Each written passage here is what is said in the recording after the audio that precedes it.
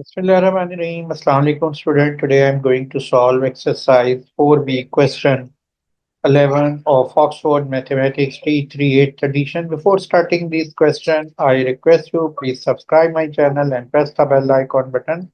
Let's start question number 11 of exercise 4B. Question 11 part A, given that 1 over 256 equal to 4 power k, find k. यहाँ पर हमने k को calculate करना है और k जो है 4 की पावर यहाँ पर k है, यानी नॉन वैल्यू पावर में दी हुई है। ऐसे केस में आपने कैसे अननोन वैल्यू को कैलकुलेट करेंगे कि हम जो गिवन वैल्यूज इक्वेशन में दी हुई हैं उनको फैक्टराइज करेंगे प्राइम फैक्टराइजेशन से, और उनको हम इंडेक्स फॉर्म में पावर फॉर्म में लिख लेंगे, और दोनों साइड्स की जो वैल्यूज हैं उनके बेस जो हैं सेम करेंगे, और फिर उन बेसिस को एक दूसरे से, और जब बेस सेम हो जाएंगे तो उनकी जो पावर हैं वो इक्वलाइज कर लेंगे, जिससे हमारे पास वैल्यू आ जाएगी। जैसे यहाँ पर 1/256 इक्वल टू 4 पावर के, तो हम इसको 256 को फैक्टराइज करेंगे, और यहाँ पर 256 की प्राइम फैक्टराइजेशन हम करते हैं।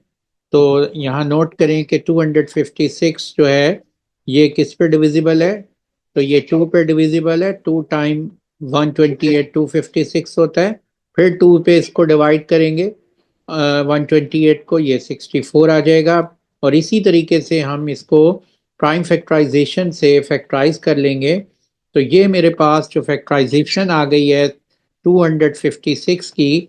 तो यहाँ नोट करें कि ये जो 2 कितने टाइम 2 आ रहा है, 1 2 3 4 5 6 7 8 टाइम 2 है। तो 256 की रिप्लेस पे हम लिखेंगे 2 पावर 8, और यहाँ 4 पावर के को हम लिखेंगे 2 इंटू 2, यानी 2 पावर 2 लिख लेंगे। अब आप इसको 2 पावर 8 को डिनोमिनेटर से न्यूमरेटर में शिफ्ट करें according to law of indices. ये power a 1 over a power m होता है 1 ए पावर माइनस एम, तो ये पावर नेगेटिव हो जाएगी 2 पावर -8, और ये है 2 पावर 2 के। देखें दोनों के बेस सेम हो चुके हैं, और अब हम पावर्स को इक्वलाइज कर लेंगे, और जो वैल्यू आएगी वो होगी 2a के इक्वल टू -8 के इक्वल टू -4, हमारा आंसर आ जाएगा। इसी तरह अब हम इसके पार्ट बी पे आते हैं। Part B, given that 32 multiply 16 power 3/4 equal to 2 power n, find n। अब यहाँ पर नोट करें कि यहाँ पर जो वैल्यूज दी हुई है 32 multiply 16 whole power 3/4 equal to 2 power n।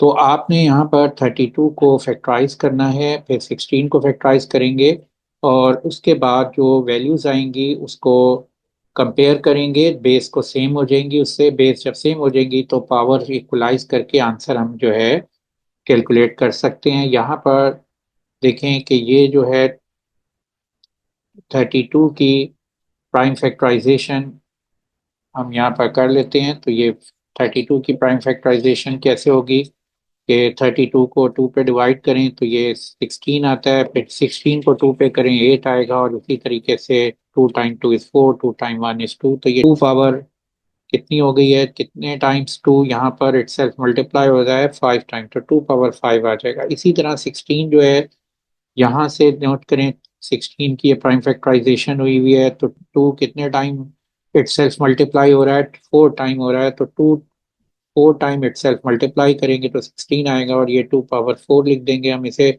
और ये होल पावर 3/4 आ जाएगा, और इक्वल टू 2 पावर n हो जाएगा।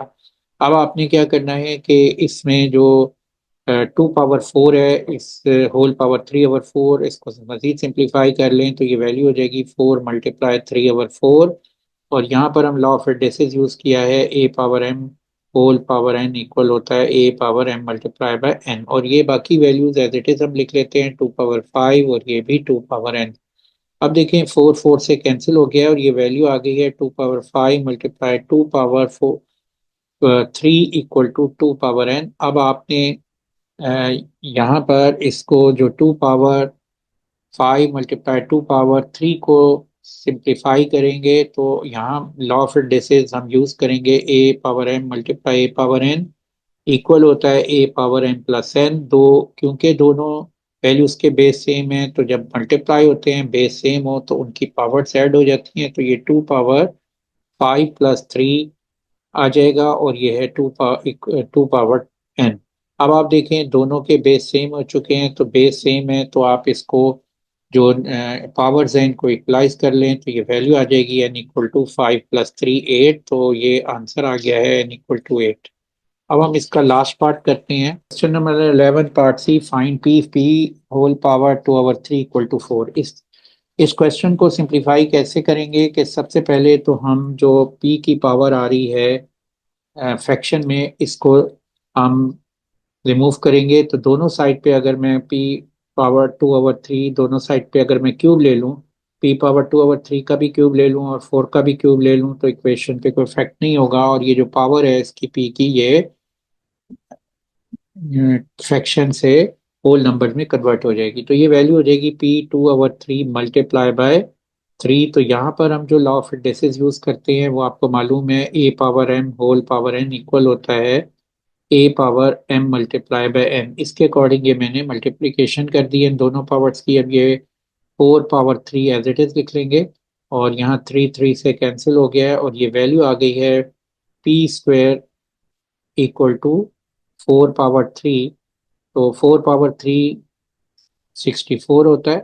तो अब ये p² हो गया है 64 के। अब आप नोट करें कि हम इसको लिख सकते हैं 64 को 8²। तो ये p² = 8² है। तो दोनों की बेस पावर सेम है। जब पावर सेम है तो बेस को कंपेयर कर सकते हैं, इक्वलाइज कर सकते हैं। तो ये p इक्वल आ गया है 8 के। तो ये हमारा आंसर आ गया।